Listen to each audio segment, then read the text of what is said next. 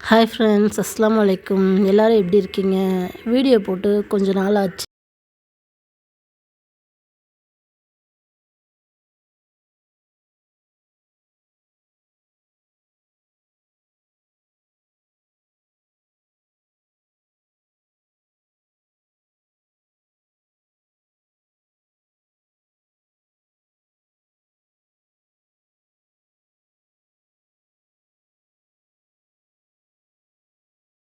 So இன்றைக்கி ஒரு ரொம்பவே ஹெல்த்தியான ஒரு பால் ஐஸ் வீட்டிலேயே ரொம்ப சிம்பிளாக வீட்டில் இருக்கக்கூடிய பொருளை வச்சு எப்படி செய்யலாங்கிறத பார்க்கலாம்.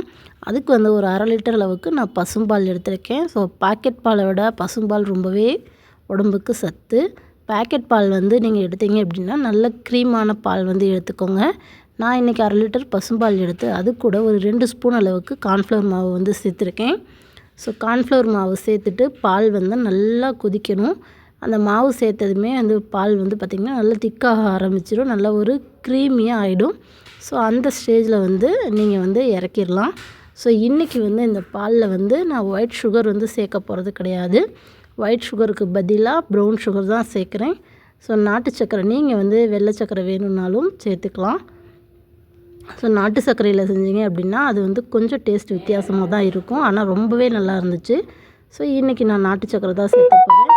பால் நல்லா கொதித்ததுக்கப்புறம் அடுப்பை ஆஃப் பண்ணிவிட்டேன். ஆஃப் பண்ணிவிட்டு நம்ம சர்க்கரை ஆட் பண்ணிக்கலாம். ஸோ நான் இதில் எந்த ஒரு அதிகமான பொருளெல்லாம் சேர்க்கலை. நம்ம வீட்டில் என்ன இருக்கோ, ஸோ அந்த நேரம் என்ன இருக்கோ அதை வச்சு டக்குன்னு ஒரு ஐஸ் நம்ம செஞ்சு கொடுத்துடலாம். ஸோ இப்போ கடைகளே வாங்கினோம் அப்படின்னா அது எந்த மாதிரியான தண்ணியில் செய்கிறாங்க, அது கண்டிப்பாக நம்ம உடம்புக்கு நல்லதா அப்படின்னு தெரியல. ஸோ நம்ம வீட்டில் செய்கிறோம் அப்படின்னா கண்டிப்பாக அது குழந்தைங்களுக்கு சத்தாக தான் நம்ம செஞ்சு கொடுப்போம். இப்போ பாருங்கள், சர்க்கரை சேர்த்ததுமே நல்லா கெட்டி ஆகிடுச்சு.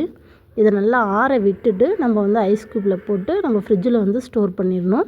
ஃப்ரிட்ஜில் மினிமம் ஒரு 10 மணி நேரமாவது இருக்கணும். இப்போ இன்றைக்கி ஈவினிங் நீங்கள் ஐஸ் செய்கிறீங்க அப்படின்னா ஒரு நாளைக்கு மதியம் வரைக்கும் வச்சு அதுக்கப்புறம் நீங்கள் எடுத்து பார்த்தீங்க அப்படின்னா சூப்பராக ரெடி ஆயிரும்.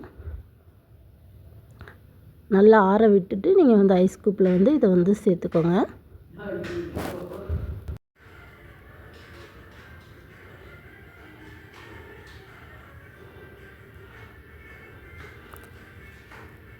ஸோ இப்போ இது ஓரளவுக்கு நல்லா ஆறி வந்துருச்சு.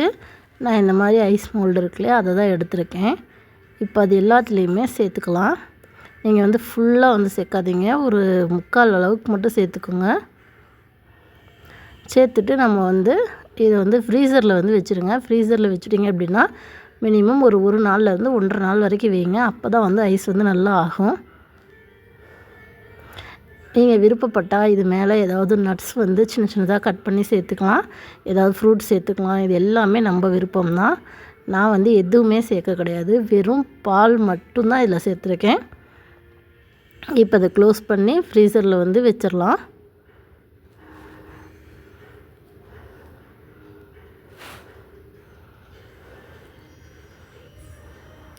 ஸோ அவ்வளோதாங்க, ரொம்ப சிம்பிளாக இது செய்கிறதுக்கு மேக்ஸிமமே 5 நிமிஷம் தாங்க ஆகும். அதிகபட்சம் ஒரு 5 நிமிஷத்தில் சூப்பரான ஐஸ் ரெடி ஆயிரும். அவ்வளோதான். இதை ஃப்ரீசரில் வச்சுட்டு நெக்ஸ்ட் டே எப்படி இருக்குது அப்படிங்கிறத நான் காட்டுறேன்.